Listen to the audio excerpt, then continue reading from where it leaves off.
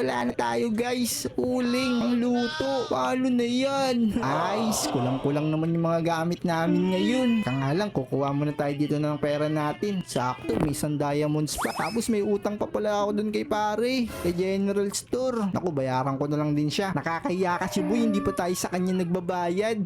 Itong 1,000 natin, bibigyan na natin boy. Pero hihingi pa rin tayo sa kanya ang mga uling na kakailanganin natin. O, shortcut na lang ako dito mga tropa. Lapit lang naman yun. Doon lang yun sa may kabilang kalye. Kita ko na nga rito no. Sisipat ko na dito mga tropa. So tara, dalihan natin. Takbo!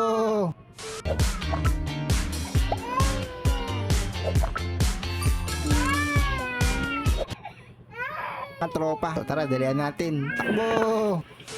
So ito na nga pala mga tropa, malapit na tayo sa may General Store. Uy, sakto, si pare. Oh, magbabayad ka na ba ng mga kulang mo? Ay, sorry. Kung nakaraan hindi ako nakapag-abot sa iyo. Nakalimutan ko kasi talagang na-busy kami. Tsaka ang total, talagang pumunta ako rito para ibigay itong kulang kong 1,000.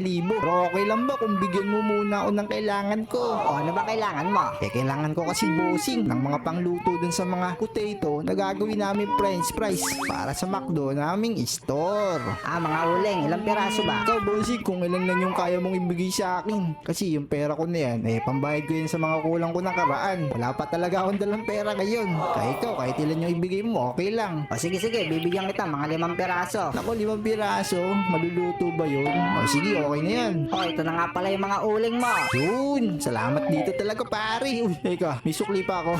Hindi na, tara na. Baka mamaya lumaki na naman yung utang ko sa iyo Let's go! So meron na nga pala tayo ditong mga uling na kailangan natin para maluto yung mga french fries. Excited na talaga ako para makapaglagay na ulit tayo dun sa may ating McDo na shop. Tara, dalian natin. Tumakbo na tayo. So ito na guys, malapit na tayo sa may kalsada. Uy, teka, dito pala si paring Dokling Uy, paring Dokling, saan ka ba nanggagaling? Hinintay kita kanina. Wala na talaga tayong mga panluto ng french fries. Ngayon doon, galing ako din sa may kabilang kanto. Naghanap kasi ako ng mga murang bilihan din ng mga uling. Sakto, bumili ka ba? Oo, nakabili na ako. Kaso nga lang, konti lang to. Baka kulangin to, paring Dokling, para sa mga niluluto natin french fries.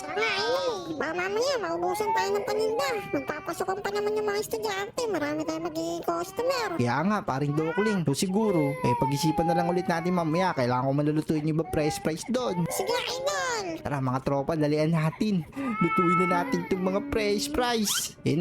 Tag-iisa lang siguro yung ilalagay ko yun. Wakas, umapoy na rin. Ito pang isa. Tapos, eto pa. Hanggang sa makompleto natin lahat.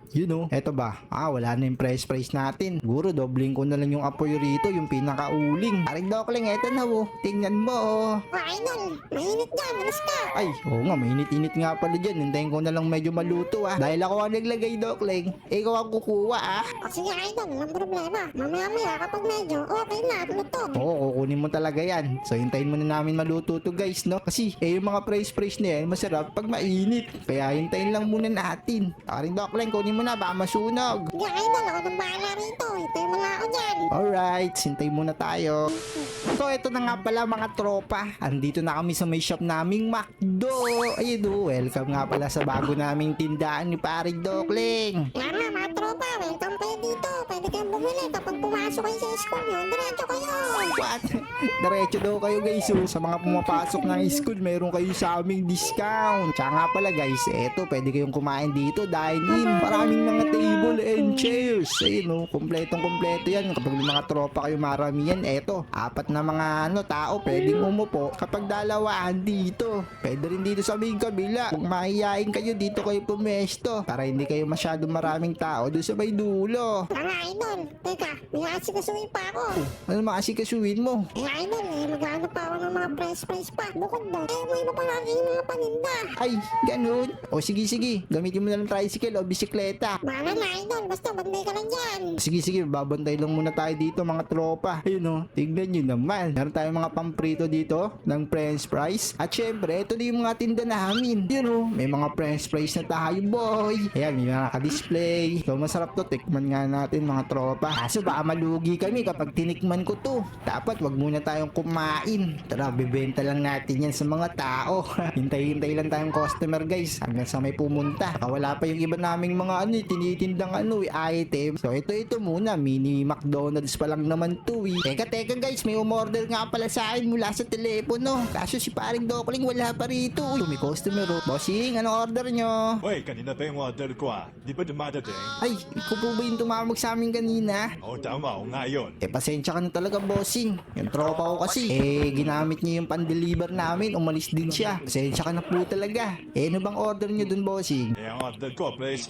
Mga tatlo. Tatlong french fries. O sige, bossing, dahil medyo naabala kita, huwag kang mag-alala. Nalagdagan ko yung fries mo. Gagawin ko ng 4. Hoy, talaga ba? Maraming salamat ah. Oo naman pare, walang problema. 4 na french fries lang pala. 1, 2, 3, 4. O ito, bossing. Nga pala, bayad ka na ba? Online payment ang bayad na ako. Yun, online. O sige. O ito, 4 na piraso yun ha. O sige, maraming salamat dito ah. Doon ko kakainin sa bahay namin. Doon ba? O sige, bossing, walang problema. Pag gusto mo dito, okay lang din. Sige, salamat. Pauna na ako. Yun, grabe guys. Pasensya sa customer natin. Ang tagal kasi ni paring Dokling eh. Oh no!